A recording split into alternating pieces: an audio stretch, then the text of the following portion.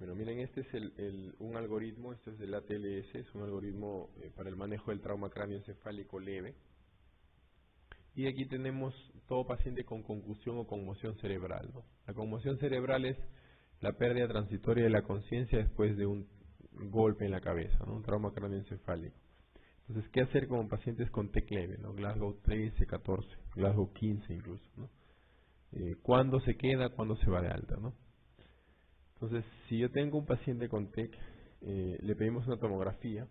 ¿Qué hacemos? Si no hay disponibilidad de tomografía, el paciente debe quedar en observación por lo menos 6 horas. Si la tomografía inicial es anormal, el paciente debe quedarse bajo observación hospitalaria, ¿no? Si hay todo traumatismo penetrante de cráneo, obviamente amerita una observación. Si hay deterioro del estado de conciencia, el paciente entra con Glasgow 15 y ahora está con Glasgow 12. Eso me hace pensar que el paciente está sangrando. Y si aparece hemiparesia, la hemiparesia es un signo de herniación, ¿verdad? Entonces, fuga de líquido cefalorraquídeo, el paciente puede venir con Glasgow 15, despierto, lúcido, conversando contigo, y de pronto observas que hay otorraquia, o hay sangrado por conducto auditivo externo, o hay rinorrea. Entonces, es un paciente con sospecha de fractura de base de cráneo, ¿no? Entonces, si hay amnesia, principalmente amnesia anterógrada, o amnesia retrógrada persistente, ¿no? O si hay historia de pérdida de conciencia prolongada, si hay intoxicación alcohólica. ¿Cómo determinar si un paciente alcohólico que se acaba de golpear la cabeza perdió o no la conciencia? Va a ser un poco complicado, ¿no? Estos pacientes son mal informantes, no informan bien. ¿Y cómo determinar si ese trastorno del sensorio es secundario al golpe o es por el alcohol que ha ingerido? Entonces, esos pacientes ameritan observación, ¿no? No se pueden ir de alta así nada más. Estos son los criterios de New Orleans y de la Sociedad Canadiense de Neurocirujanos para determinar la necesidad de una tomografía después de una concusión cerebral o una conmoción cerebral. ¿Cuándo pedir una tomografía? No a todos los pacientes se les pide tomografía. Entonces, si esto es para determinar, los criterios de New Orleans son para determinar necesidad de tomografía en pacientes con Glasgow 15. Y los canadienses son para determinar necesidad de tomografía en pacientes con Glasgow entre 13 a 15. Si hay cefalea moderada, severa, persistente en un paciente que se ha golpeado la cabeza y ha tenido pérdida transitoria de conciencia, debería hacerse una tomografía. Si el paciente está vomitando, es un signo de hipertensión endocranial. Amerita realizarle una tomografía. Un paciente adulto mayor de 60 años, que se ha golpeado la cabeza y ha tenido una pérdida transitoria de conciencia, necesita ser evaluado tomográficamente. Lo que les dije hace un rato, si ha ingerido alcohol o ha ingerido alguna droga, debe tener una evaluación neurológica o encefálica por medio de tomografía. Si hay amnesia anterógrada persistente, déficit de la memoria a corto plazo, debe tener una tomografía ese paciente. La amnesia retrógrada y anterógrada son signos de lesión encefálica, ¿ya? Sin embargo, la más ominosa es la amnesia anterógrada, ¿no? Un paciente que está conversando contigo y de pronto te empiezas a dar cuenta que el paciente no retiene y te empieza a preguntar cosas que ya le has dicho. Amnesia anterógrada. Si el paciente llega convulsionando también, o si hay injuria ósea por encima de la clavícula evidente, debe tener una evaluación tomográfica. Los otros son los criterios de Canadá para pacientes con Glasgow un poco más bajos, un TEC leve, Glasgow 13, 15, mayores de 16 años, ¿no? Alto riesgo de intervención se dividen en dos: aquellos que tienen un riesgo alto de intervención neuroquirúrgica y aquellos que tienen un riesgo moderado de injuria cerebral detectada por tomografía. Entonces, observen, los que tienen alto riesgo de intervención neuroquirúrgica, aquellos que tienen un score de Glasgow menos de 15 dentro de 2 horas después de la injuria, ¿ya? El score de coma de Glasgow debe medirse en estos pacientes con bastante frecuencia, usualmente al inicio cada 15-30 minutos. Diferencias en 2 puntos del score de Glasgow son indicativas de mayor compromiso neurológico, ¿no? Ahora, sospecha fractura de base de cráneo deprimida, es una indicación de tomografía, ¿no? Las fracturas con hundimiento de base de cráneo eventualmente producen contusión de parénquima cerebral. lesiones contuso-cortantes de parenquima cerebral y eventualmente hematomas subdurales, epidurales o hemorragias subaracnoideas o sangrados intracraneales, ¿no? Entonces, 2 o más episodios de vómitos es una indicación de tomografía, ¿no? Cualquier signo de fractura de base de cráneo, ¿no? O sea, si tienes signo de Vatel, si tienes sangrado por conducto auditivo externo, rinorrea, otorraquia, hemotímpano, ese paciente debe tener una tomografía de entrada, ¿no? No hay otra.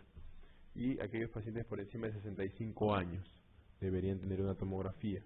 Y el riesgo moderado de injuria cerebral detectada por TAC en aquellos pacientes con, sobre todo, amnesia retrógrada que persiste más allá de 30 minutos, ¿no? Solo la amnesia retrógrada persistente es ominosa. Sin embargo, el solo hecho de encontrar amnesia anterógrada amerita una tomografía en un paciente, ¿ya? La radiografía de cráneo no sirve, ¿correcto? La radiografía de cráneo no sirve. Ya les dije para qué sirve, nada más eso. Bueno, el algoritmo número 2 es el manejo del trauma del TEC moderado. En el TEC moderado tenemos un paciente con Glasgow entre 9 a 13 y es un paciente que aún está despierto, algo confuso, somnoliento en general, pero puede recibir órdenes sencillas, es capaz de obedecer órdenes sencillas. El examen inicial pasa por igual que un TEC leve, sin embargo estos pacientes todos deben tener tomografía, ¿no? Todos los pacientes con TEC moderado deben tener tomografía. Hay que hacer una valoración neurológica frecuente, lo que les decía hace un rato, valoración frecuente del Glasgow, ¿no? La caída del Glasgow de por lo menos 2 puntos es indicativo de empeoramiento neurológico del paciente y que probablemente la lesión o el sangrado intracraneal ha empeorado o un sangrado ha aparecido. Entonces, si el paciente mejora, se le da de alta, el 90% de los pacientes mejoran, y si se deteriora neurológicamente debe ser manejado con un protocolo de TEC severo, ¿no? Esos pacientes usualmente van a una sala de observación para monitoreo, ¿no? Los pacientes con TEC moderado en general. Entonces, recordemos el algoritmo en general para TEC. Si se sospecha trauma cráneoencefálico, valorar Glasgow, ¿no? Siempre. Y ese es el protocolo de TEC severo. Si el Glasgow es de 8 o menos, hay que intubar al paciente, ¿no? Y luego tomar otras medidas ya que son en realidad más complejas, no vienen al caso. Y si el paciente tiene un score de Glasgow de 9 o más, es un TEC moderado, hay que mantener una buena ventilación, controlar sangrado y tomar medidas específicas respecto al tratamiento definitivo de estos pacientes. Ahora, en general, en TEC grave hay que mantener, evitar la hipoxemia y evitar la hipotensión. Es decir, siempre está dirigido esto a aplicar el ABC para los pacientes de ese tipo, ¿no? Las indicaciones de intubación las vimos, hay que recordarlas siempre. Si hay apnea en los pacientes deben ser intubados. Si hay incapacidad para mantener una vía aérea por otros medios, el paciente debe ser intubado. Para protección de aspiración de sangre o de vómitos, pacientes que podrían haber tenido trauma facial, están sangrando, tienen hemorragia digestiva o hemoptisis por trauma torácico, deben ser intubados para evitar que se aspiren. Pacientes con lesión cráneoencefálica y Glasgow de 8 o menos, también para mantener vía aérea permeable y protección neurológica, ¿no? Incapacidad de mantener oxigenación adecuada por otros medios y compromiso inminente de vía aérea. Estos pacientes deben tener soporte de vía aérea. ¿Qué signos de alarma tengo en un trauma cráneoencefálico? Entonces, esto más o menos ya se puede deducir de acuerdo a lo que hemos visto hasta ahora. El deterioro de nivel de conciencia, ¿no? El paciente ingresa con Glasgow 15 y ahora tiene 12 o 13. Eso es indicativo de que el paciente ha empeorado. Si hay hemiparesia, por ejemplo, también, ¿no? Si aparece hemiparesia, si aparece midriasis, son signos de alarma, signos que me hacen pensar en empeoramiento de una lesión encefálica, ¿no? Mareos, náuseas, vómitos inconversibles son signos de hipertensión endocraneal. Paciente que está somnoliento y no despierta, persistentemente somnoliento, trastorno de sensorio, me hacen pensar en una lesión intracraneal. Y si hay líneas de fractura en radiografía simple, si es que se tomó una radiografía simple por X motivo, es un signo de alarma, ¿no? Hay que observar, monitorear a ese tipo de pacientes porque podrían evolucionar mal. Entonces la respuesta es todas en general, ¿no? ¿Cuál de estas alternativas corresponde a complicaciones de la hemorragia subaracnoidea? La complicación más temprana de la hemorragia subaracnoidea es el resangrado. El paciente resangra en los primeros 2 o 3 días del evento. Entonces, todas las medidas que se toman para estos pacientes van dirigidas a evitar el resangrado, ¿no? Otra complicación que ya la hemos mencionado hace un rato es el vasoespasmo. Recuerden que el vasoespasmo aparece dentro de los primeros 7 a 10 días del evento y puede durar hasta 21 días, ¿no? Varias medidas para evitar esto. La principal de ellas es mantener una buena volemia, o sea, mantener la normovolemia en los pacientes, lo cual se consigue con hidratación isotónica, ¿no? Y algo para prevenir deterioro neurológico es usar un calcio antagonista. El único calcio antagonista que ha demostrado prevenir o mejorar resultados neurológicos es el nimodipino, ¿no? No hay otro calcio antagonista que haya demostrado algo así. Así que no les vayan a confundir o querer poner alguna pregunta así, ¿no? El nimodipino es el único. La otra complicación potencial en este tipo de pacientes es hidrocefalia, ¿no? Hidrocefalia obstructiva en este tipo de pacientes no es infrecuente. Entonces, esas son las complicaciones en general más frecuentes. Hay otras complicaciones menores. El paciente puede hacer hiponatremia, puede convulsionar. Entonces, la clave es la D, ¿no? Y aquí está el resumen de las complicaciones. Edema cerebral, epilepsia, que convulsiona. Solamente está indicado terapia anticonvulsivante con fenitoína si el paciente convulsiona. Si no convulsiona, no está indicada la profilaxis, ¿no? ¿Qué conducta se tomaría el ingreso de un paciente con TEC puro, herida contuso cortante en cuero cabelludo, sin pérdida de conocimiento, pero que evoluciona con deterioro del sensorio, hemiparesia derecha y midriasis izquierda? Entonces es un paciente con un trauma cráneoencefálico, tiene una herida contuso cortante en cuero cabelludo. Aparentemente el trauma debe haber sido con una energía importante. Al inicio no pierde el conocimiento, pero miren, ¿no? Luego evoluciona con trastorno del sensorio y hemiparesia derecha y midriasis izquierda. Esa es una evolución típica de un hematoma epidural, ¿cierto? Lo que pasó al inicio, el paciente no perdió la conciencia, estuvo lúcido al inicio. Ese tiempo entre que el paciente se golpeó y hizo deterioro neurológico es el espacio libre de Petit, el vacío de Petit. También es pregunta de examen, ¿no? Entonces, lo que me hace pensar es que este paciente tiene un hematoma epidural. Recuerden que los hematomas epidurales son justamente por encima de la dura, ¿no? Así que respetan las cisuras craneales. Entonces, la característica del hematoma epidural es que en la tomografía se ve como una lesión hiperdensa con convexidad hacia el parénquima cerebral, ¿no? Una lesión convexa, justamente porque se limita a los espacios entre cisura y cisura. No sucede eso con los hematomas subdurales, ¿no? El hematoma subdural es difuso y es cóncavo, esa es la característica típica. Entonces, eventualmente, el abombamiento de este hematoma epidural puede producir compresión del hemisferio cerebral y del lóbulo temporal, de ambos, ¿no? Y ese paciente puede cursar con hemiparesia contralateral y con midriasis homolateral, ¿no? Que es el caso de este paciente. Hemiparesia derecha y midriasis izquierda. Entonces, esos son signos ominosos, ¿no? Es un paciente que se está enclavando, ¿no? Todo el encéfalo se está tirando hacia abajo y finalmente puede terminar protruyendo el bulbo raquídeo a través del agujero magno y enclavarse el paciente, ¿no? Es un paciente que eventualmente necesita soporte de vía aérea. Entonces es un paciente en el que se debe aplicar el ABC. Busco una alternativa parecida, solicitar TAC de encéfalo sin contraste.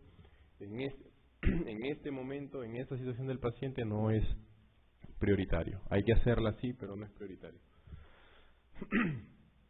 Asegurar vía aérea y solicitar una angiografía. Sí, hay que asegurar la vía aérea, pero la angiografía no es necesaria, faltan cosas, ¿no? Asegurar vía aérea y solicitar una resonancia. Si la resonancia, como les digo, no es un examen prioritario en emergencia, basta con la tomografía. La clave que cumple con el perfil es asegurar vía aérea, asegurar un buen acceso venoso y control del sangrado, ¿no? Y luego, finalmente, cuando tenga al paciente ya estabilizado, intubado, con un soporte vía aérea adecuado, llevarlo a hacer una tomografía.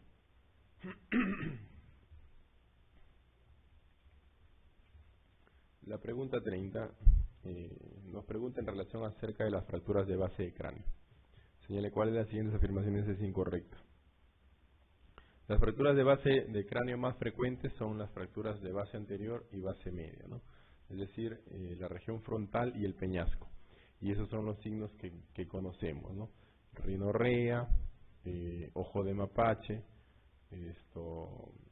otorrea, otorraquia, pero sangrado en el conducto auditivo externo, el signo de Battle y el hemotímpano.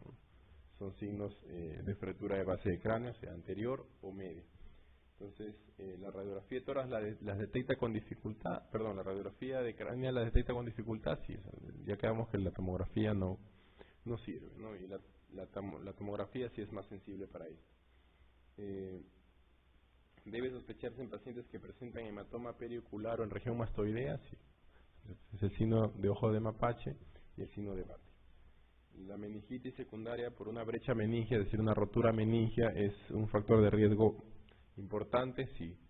Bueno, recuerden que cuando hay fractura de base de cráneo, por ejemplo, fractura de lámina cribosa, la meningitis por neumococo es una causa importante de mortalidad, ¿no? El paciente se infecta. Entonces, ¿es usual observar salida de líquido cefalorraquídeo por nariz o conducto auditivo externo? No. Como le dije, no se observa frecuentemente eso, ¿no? La ausencia de estos signos no descarta por completo la presencia de fractura de base de cráneo.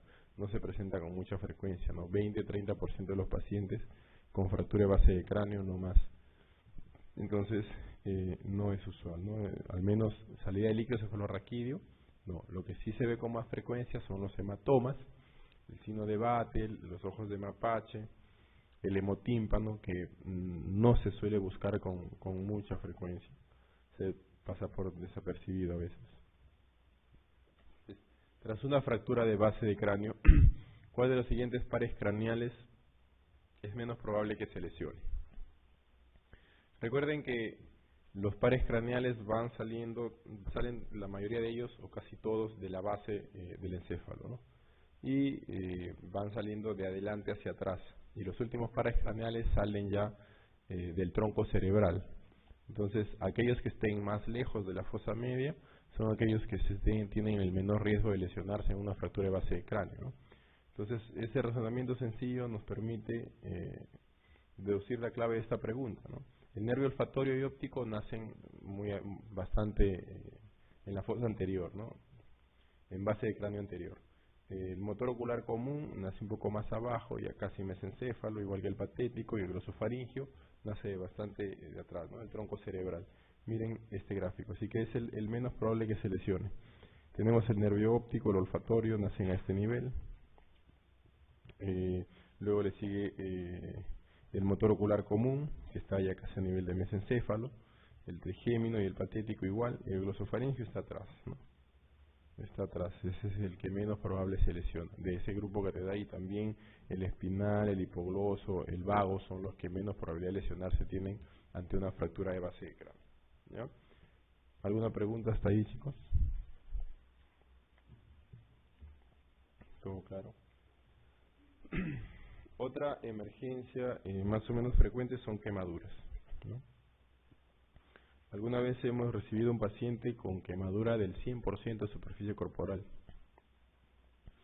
Le habían rociado gasolina y lo habían prendido, ¿no? Era un vigilante. Llegó con mucho dolor, prácticamente carbonizado, de pies a cabeza. Toda la región perineal estaba quemada, planta de pies, planta de manos, cara, boca, vía aérea, todo. El paciente no duró más de media hora en emergencia, falleció gritando mucho dolor. Llegó al hospital, recuerdo, hace ya como 1 año y medio más o menos.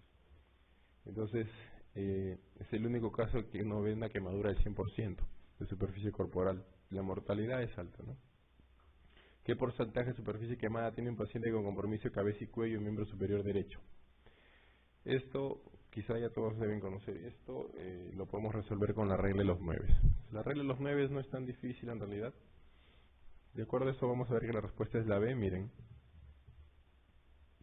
Cabeza y cuello, si no te mencionan, no te subdividen las regiones del cuerpo, tú asumes que es todo, ¿no?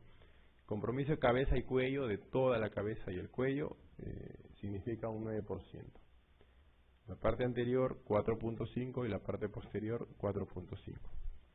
Entonces la pregunta te dice cabeza y cuello, no dice si es anterior o posterior, ¿no? Asumimos que es todo. Ahí tenemos 9%. Cada miembro superior es 9%.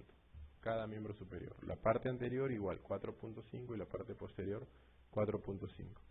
Entonces cada miembro superior es 9%, 9, 18%. Cada miembro inferior es 18%, mitad adelante y mitad atrás. O también podemos dividirlo mitad el muslo y mitad la pierna, ¿no? Si hacemos eso, la parte anterior del muslo es 4.5 y la parte posterior del muslo, solo del muslo, es 4.5. La parte perineal es 1%, solamente la región perineal, que suele no comprometerse en las quemaduras, ¿no? Excepto que roceen agua o fuego. Toda la región anterior de tórax-abdomen es 18% y la región posterior es otro 18%. Entonces, de acuerdo a eso, tenemos en la respuesta en esta pregunta, si hay compromiso de cabeza y cuello, tenemos 9%, todo, ¿no? Si hay compromiso solo del miembro superior, tenemos otro 9%, lo cual hace un 18%. Entonces, imaginemos que tenemos, hay compromiso y llega un paciente con quemaduras solamente de antebrazo y quemadura de pierna derecha. Si solamente está quemada la pierna derecha, entonces tenemos un compromiso de la mitad del miembro inferior, que es 9%. Y el antebrazo derecho solamente tenemos compromiso de la mitad del miembro superior, que es 4.5, ¿no? Entonces tenemos 13.5% de compromiso en ese paciente. Más o menos con esos ejemplos hay que tratar de repetir varios de ellos para poder tener fijo estos porcentajes, ¿no? Las estructuras más pequeñas o medianas del cuerpo, cabeza, cuello, miembros superiores, 9%. Y las más grandes, miembros superiores, miembros inferiores, 18% cada uno, tórax anterior, tórax abdomen anterior 18 y atrás 18%. ¿Ya? Entonces, en este paciente, por ejemplo, según la regla de los 9, tenemos un paciente solamente con quemaduras de la cabeza y el cuello, ¿no? Eso corresponde a un porcentaje de 9%, ¿no? Todas las quemaduras de toda cabeza y cuello corresponden a un porcentaje de 9%. Entonces, la clave en esta pregunta es la respuesta